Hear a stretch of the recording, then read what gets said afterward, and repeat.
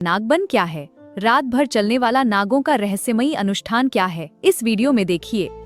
आधी रात गांव के मंदिर के जंगल में ढोल की आवाज गूंजती है और रंगों से बने विशाल नागमंडल के बीच शुरू होता है भारत का सबसे रहस्यमय सर्प अनुष्ठान नागमंडल। दोस्तों, भारत में आपने कई त्योहार देखे होंगे, कई पूजा, कई परंपराएं, लेकिन क्या आपने कभी ऐसी पूजा के बारे में सुना है जहां पूरी रात एक पुजारी नाग देवता की शक्ति का माध्यम बनकर नृत्य करता है, जहां जमीन पर रंगों में बनाया जाता है विशाल नाग, जहां गांव में आज भी नागबन नाम की पवित्र भूमि सिर्फ नाग देवता और प्रकृति के लिए सुरक्षित रखी जाती है। ये कोई फिल्म की कहानी नहीं है, यह तटीय कर्नाटक यानी तुलुनाडु की सदियों पुरानी परंपरा नागमंडल। और सबसे दिलचस्प बात,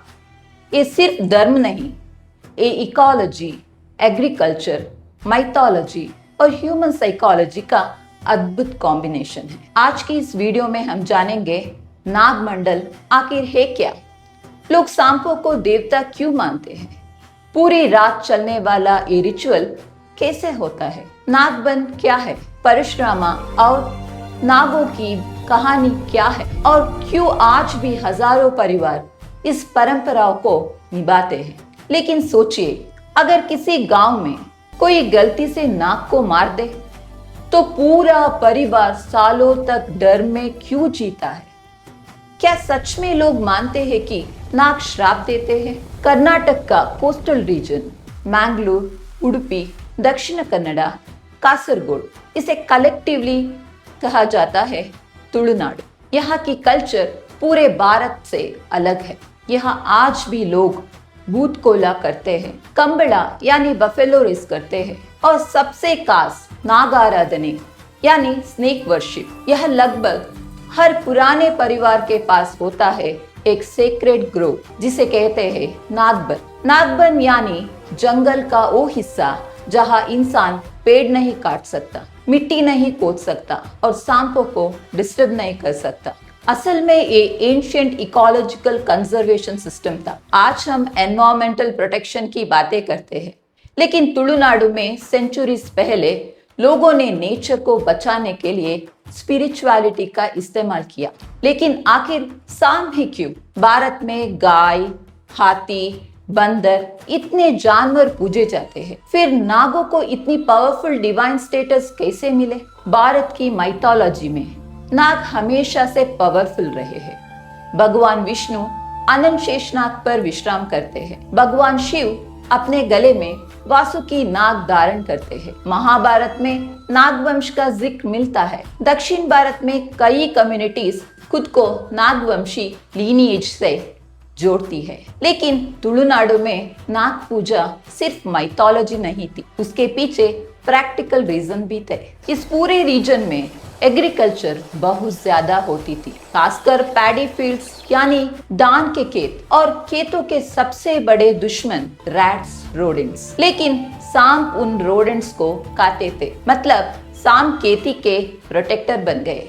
धीरे धीरे लोगों ने उन्हें सिर्फ एनिमल नहीं बल्कि गार्डियन डायटी मानना शुरू कर दिया, यानी रिलीजन और इकोलॉजी दोनों साथ साथ चलते गए। स्थानीय लेजेंड्स के अनुसार भगवान परशुराम ने समुद्र से भूमि निकालकर कोस्टल कर्नाटका बनाया, लेकिन जब समुद्र पीछे हटा तो रहने वाले नागों का स्थान छीन गया। तब परशुराम ने नागों के लिए सेक्रेड लैंड्स अलोकेट किए, इसलिए आज भी वहाँ नागबन ट्रेडिशन मौजूद है। अब इंटरेस्टिंग बात यह है कि चाहे माइथोलॉजिकल स्टोरी हो, लेकिन इसका इकोलॉजिकल इम्पैक्ट बिल्कुल रियल था, क्योंकि इन सेक्रेड ग्रोव्स की वजह से बायोडाइवर्सिटी बची, पुराने पेड़ बचे, ग्राउंड वाटर प्रिजर्व हुआ और वाइल्ड लाइफ को सुरक्षित जगह मिली। अब सोचिए, एक ऐसी पूजा जो पूरी रात चलती है, जहां इंसान ट्रांस में जाकर खुद को नाग मानने लगता है। नागमंडल आमतौर पर दिसंबर और अप्रैल के बीच किए जाता है। ये कोई सिंपल पूजा नहीं बल्कि एक ऑल नाइट रिचुअल परफॉर्मेंस है। पूरे रिचुअल का सेंटर होता है विशाल सरपेंट मंडल।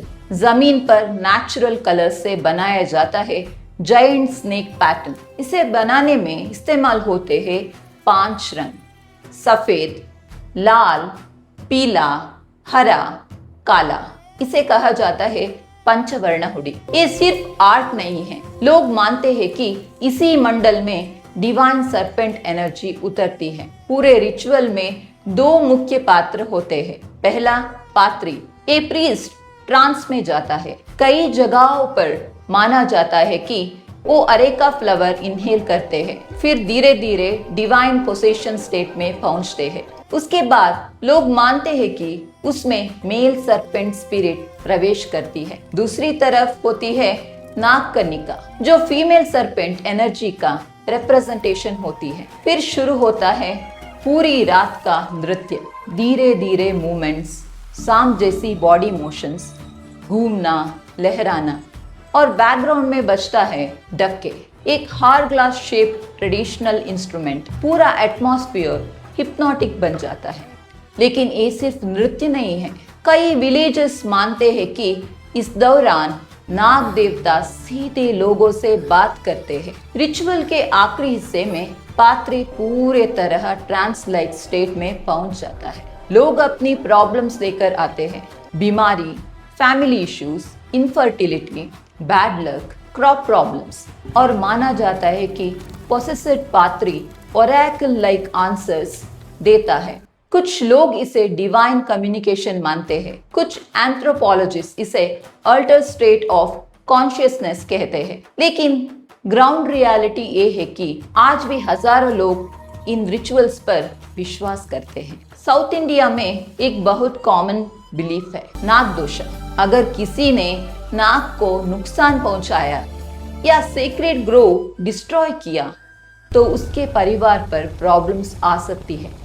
इसलिए लोग स्नेक को नहीं मारते, नागबन नहीं काटते और रिचुअल्स परफॉर्म करते हैं। अब साइंटिफिकली देखें तो ये बिलीफ्स इकोलॉजिकल प्रोटेक्शन का काम करते थे, क्योंकि इन मान्यताओं ने सेक्रेड ग्रोव्स और सांपों दोनों की रक्षा करने में बड़ी भूमिका निभाई।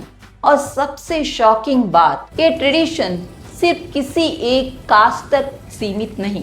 तुलुनाडु में लगभग हर कम्युनिटी, बंट्स, बिल्लावास, मोगावीरास, ब्राह्मण्स, देवाडिगास, गौडास, सबके अपने नागबन और मूलस्थान होते हैं। कई फैमिलीज अपने लीनिएज सरपेंट डायटी को वर्शिप करती है। यहाँ तक कि नागर पंचमी के दौरान हर घर अपने एंसेस्ट्रल नागा डायटी की पूजा करता है। मतलब ये सिर्फ रिलीजियन नहीं बल्कि फैमिली आइडेंटिटी का हिस्सा बन चुका है। नागमंडल के अलावा एक और इम्पोर्टेंट रिचुअल है आश्लेष बलि। ये आश्लेष नक्षत्र के दिन किया जाता है। इसमें होम, पूजा, मंत्र और फूड ऑफरिंग्स दिए जाते हैं सरपेंट डायटीज को। इसे लोग नाग दोष शांति और ब्लेसिंग्स के लिए करते हैं। मॉडर्न टाइम्स में भी क्यों जिंदा है ये परंपरा? आज टेक्नोलॉजी का दौर है, लेकिन फिर भी नागमंडल खत्म नहीं हुआ। क्यों? क्योंकि ये सिर्फ अंधविश्वास नहीं, एक कल्चर है, इकोलॉजी है, आइडेंटिटी है, कम्युनिटी बॉन्डिंग है और सेंचुरी ओल्ड मेमोरी है।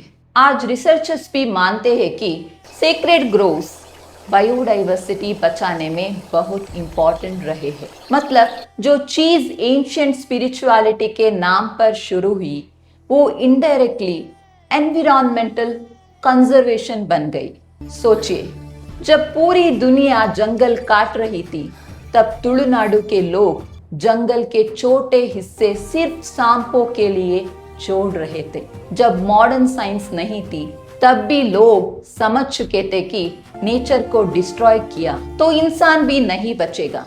शायद इसी वजह से नागमंडल सिर्फ एक रिचुअल नहीं बल्कि प्रकृति और इंसान के बीच हजारों साल पुराना संतुलन है, जहाँ डर भी है, श्रद्धा भी है और को एग्जिस्टेंस का संदेश भी। तो अगली बार अगर कोई कहे कि स्नेक वर्शिप सिर्फ अंधविश्वास है तो याद रखिए, कभी कभी एंशिएंट रिचुअल्स के पीछे छिपी होती है हजारों साल पुरानी इकोलॉजिकल इंटेलिजेंस। अगर आपको ऐसी रियल इंडियन ट्रेडिशंस की डीप स्टोरीज पसंद है तो वीडियो को लाइक करें, शेयर करें और चैनल को सब्सक्राइब जरूर करें।